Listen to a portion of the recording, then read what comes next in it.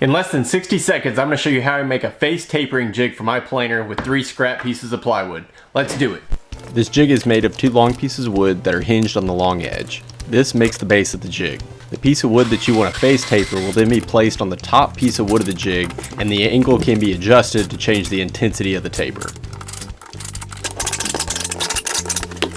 Once I had installed the hinges, I went ahead and ran one long piece of board that would stick up just higher than the top board of this jig. That way I could use it as a stop on the edge and bump my pieces that I'm wanting to face taper up against. Last thing I did was use spray adhesive to adhere some 320 grit sandpaper to the top board to help hold the piece that I'm face tapering in place. Now for how to use it. Whenever you're ready to use it, you just set a piece of wood in between the bottom and top surfaces to set your angle.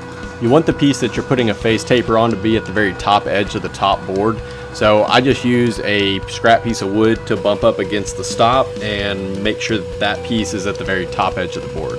Run it through the planer a few times till you get the taper you want and you're done.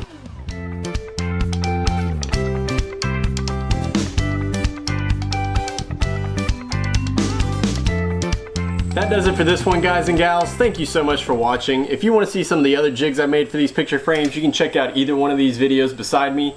Otherwise, until next time, take a chance and make something.